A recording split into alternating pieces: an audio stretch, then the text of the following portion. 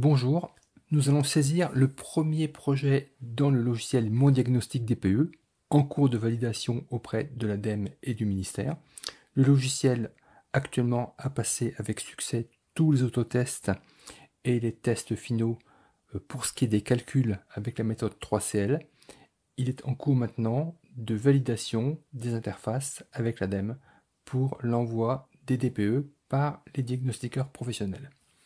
Il est donc d'ores et déjà utilisable pour faire des calculs DPE.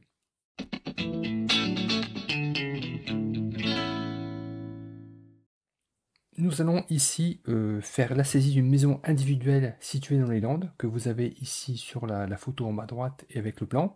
Donc une maison avec un étage partiel. Pour faire les DPE, on n'a pas besoin du plan intérieur, hormis les surfaces de salle de bain pour ce qui est du chauffage, éventuellement.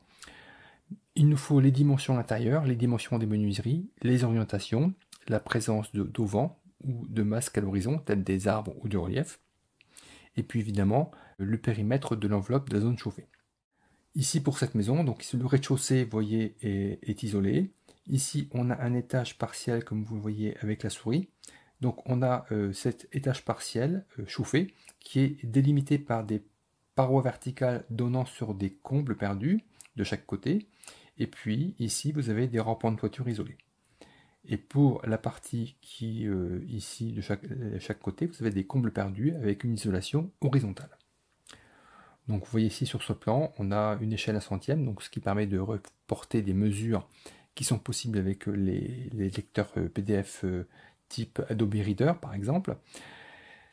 Et également, donc vous avez les dimensions des menuiseries.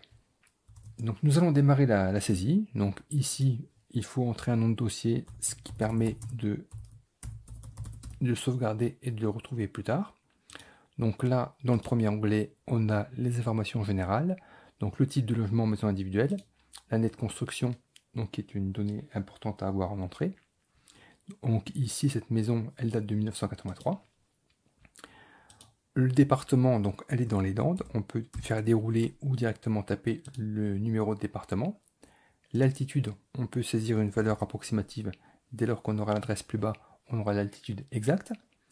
La surface habitable, donc on a vu ici 103 m² au rez-de-chaussée, 27,5 donc au sens loi carré, 27,5 donc ça fait ici 130,5 m².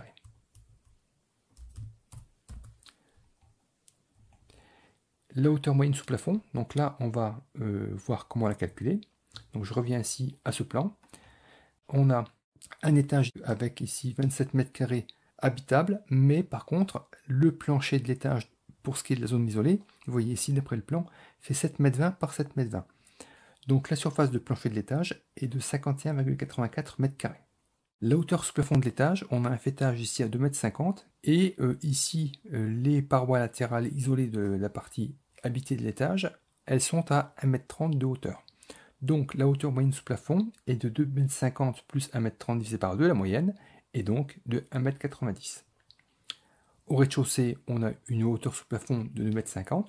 Donc la hauteur moyenne, on va faire ça au prorata des surfaces. Au rez-de-chaussée, 103 m² que multiplie 2,5 m. À l'étage, 51,84 m² que multiplie 1,90 m. On divise par la somme des surfaces rez-de-chaussée et étage et on obtient 2,30 m de hauteur sous plafond moyenne, que l'on va donc ici saisir dans le logiciel. La question suivante, à propos des parois lourdes, permet d'obtenir l'inertie. C'est un élément important pour le DPE.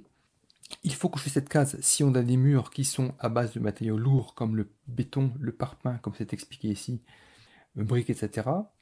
Dès lors que ces matériaux lourds sont vraiment directement en contact avec le volume habité, c'est-à-dire que la paroi doit être non isolée ou isolée par l'extérieur. Ici, on a une ossature bois, donc les murs ne sont pas lourds quoi qu'il en soit. Idem pour le plancher haut.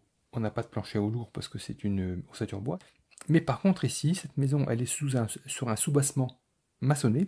Et donc là, on a un plancher bas lourd.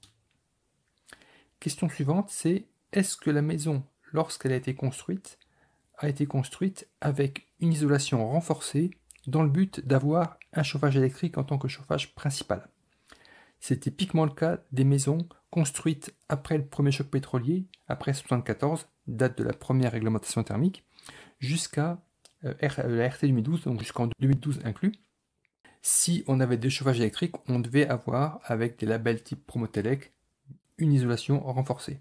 Donc cette information sert surtout pour avoir des valeurs par défaut si on ne connaît pas les épaisseurs d'isolant des parois.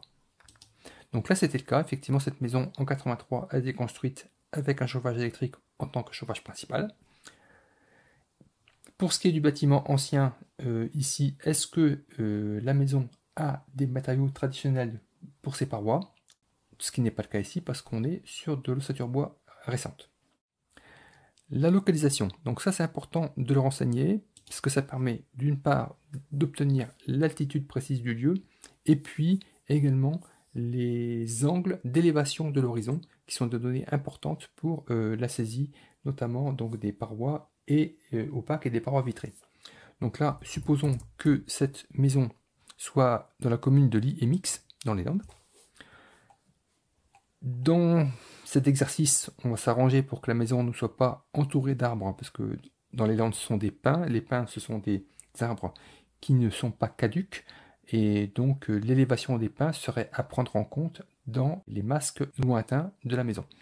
Donc là, on se place au centre du village, donc il n'y a pas de pins à proximité immédiate.